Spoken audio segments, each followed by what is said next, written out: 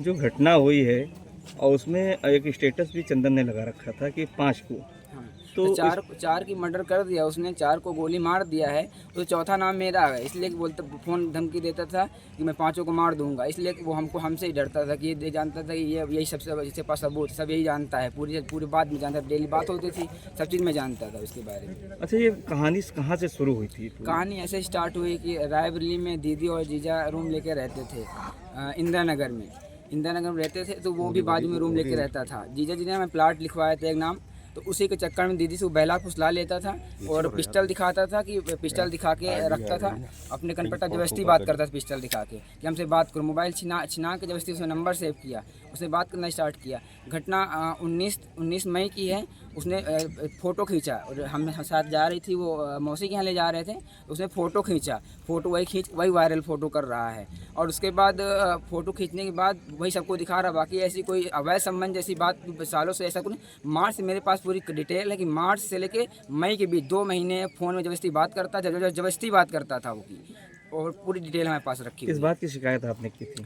इस चीज़ की बात की शिकायत उससे मैंने बात की कि देखो ये सब चीज़ मत करो मत करो। जब उसने नहीं माना, बोला हाँ मान गए, पहले बोलता मैं तुम्हें पैर छूता हूँ, मान जाऊँ, अच्छा छोड़ो, चपटा ख़त्म हो गया। लेकिन वहाँ जाके फिर वैसी हरकत करता था। जीजा जी हमारे अकेले रास्ते में यहाँ वो सुदामापुर से सूरतनगंज वहाँ जाते थे नौकरी के लिए, रास्ते में कहीं दोस्तों को भेजता था। वहाँ से रूम खाली करवाया हमने। 19 मई की घटना है जो पता चला, जैसे ही मैंने रूम खाली करवाया वहाँ से। कहाँ शिकायत की थी? मैंने पहले से मखदूमपुर गदागंज चौकी में शिकायत किया, और उसके बाद सूरतनगंज थाना में शिकायत किया, और उसके बाद फिर ये रायबरेली कोतवाली में किया। रायबरेली कोतवाली वाले सर बोले कि उन्होंने बोला कि ये यहाँ सूरतनगंज जाइए।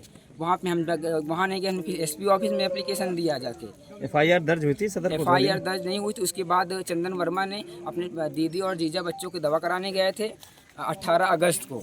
मेरे पास फ़ोन किया चंदन वर्मा और उसकी माँ, और उसको मारने के लिए तके, तो मेरी दीदी रो रही थी। जब मैं वहाँ पहुँचा, मेरा मौसी का लड़का था और मैं था, वहाँ पहुँचा तो देखा मेरी दीदी बहन रो रही थी, बच्चे बिलख रहे थे बाजू में, उनको देख के मैं आंसू आ गए। उसके बाद हम बच्चों को उठा के पूछा क्या हुआ, तो दीदी ने बताया कि चंदन ने मारा है तुम्हें जीजा जी को, तो भानु इनको जेल भेजना है, जहाँ जो हो जाए, भले हमारी जान चली जाए।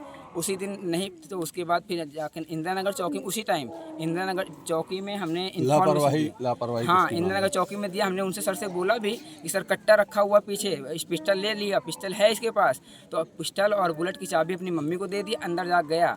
तो बोला तो हमको मिला करके पुलिस ने कोई कार्रवाई नहीं की? हाँ, कुछ नहीं कार्रवाई। उसके बाद बंद बैठाया हुआ था, बैठाए के बाद उसको कोतवाली भेज दिए, कोतवाली में उसको लॉकर में डाल दिए। तो उसके बाद बोले कि वहाँ कोतवाली में बोले आप जाओ, तो मेरी दीदी बोली आत्मदाह कर लेंगे जब तक इसको नहीं भेजेंगे, इसमें नहीं, जेल में नहीं भेजेंगे जब तक नहीं आत्मदाह कर लेंगे हम।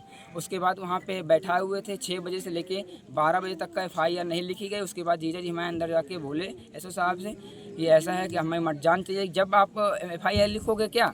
तो उन्होंने बोला कि ऐसी कैसे बात करते हो। तो फिर उसके बाद वहाँ पे हमने कहा पुलिस में कार्यरत हैं, कहीं कितने साल, कहीं कौन से सिविल पुलिस में थे या दूसरी पुलिस आते उसमें। तो हमने कहा नहीं सिविल में, तो कितने 1 साल थे कार्यरत, पहले बताना चाहिए थी। एफआईआर हुई है, लेकिन उसके बाद 41 में नोटिस दे के छोड़ दिया गया। मुझे जेल गया होता तो आज ऐसी घटना नहीं देखना पड़ता।